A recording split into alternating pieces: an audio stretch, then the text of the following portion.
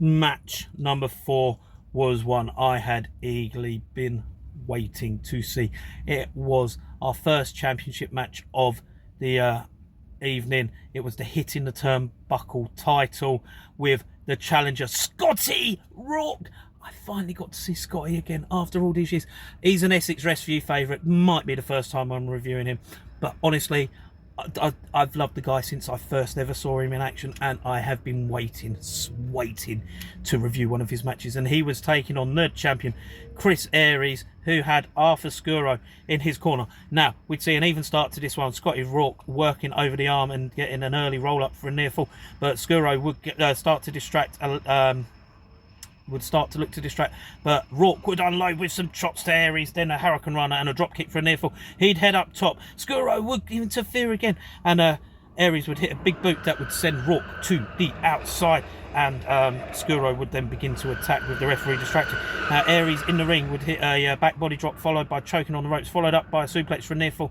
He'd then hit a side slam before confronting the referee and then choking on Scotty yet again. He then followed this up with a spine buster, but Scotty Rawk, not to be outdone, will always find a way to get back in things. He'd bite Aries' hand, then eat the feet, followed up by a lariat and head up top to hit a one-legged drop kick. He followed this up with a wheel kick and a corner double knees, followed by a rolling fireman's carry for a near fall.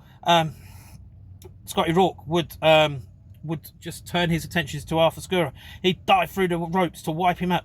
He would get back in the ring. He'd hit the Shining Wizard on Aries for the near fall. Aries would then hit the drop kick to the back of Scotty Rawk, and Arthur Scuro would distract him enough to allow Aries to hit the spin out faceplant to retain his title. Now after the match, Adam of Hitting the Turnbuckle would come out. He would actually threaten to strip Chris Aries of his title if Arthur Scuro got involved next time round, and we would see a rematch at the next event lined up for Scotty Rawk against Chris Aries. What a fantastic match this was, honestly, absolutely sublime. I knew I was going to get a fantastic match between these two favourites of mine.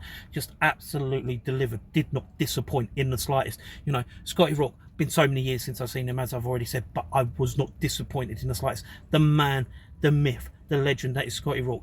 There is a reason why I love this man so much. You know, this man is one of the best out there. Honestly, delivered a humdinger of a match, absolutely humdinger of a match, and I have no doubt about it that without the distractions, without Arthur Scuro there, that we would have had a new champion. Now Chris Aries, you know, he had his partner in crime in his corner, offering up the distractions, helping him to come on top. I mean, Chris Aries is a phenomenally talented wrestler himself. He doesn't necessarily need the distractions. It does help him to get the win. And, you know, I'm not against it, because, you know, at the end of the day, by hook or by crook, you have to walk away with your title if you are the heel wrestler, and that's exactly what he did. He did what he had to do. So hats off to you. You did what you did to get away with the title, to get your W, you know, and a phenomenal match by you nonetheless. If you ever get a chance to see either of these two fantastic talents in action, honestly recommend you do so for yourselves.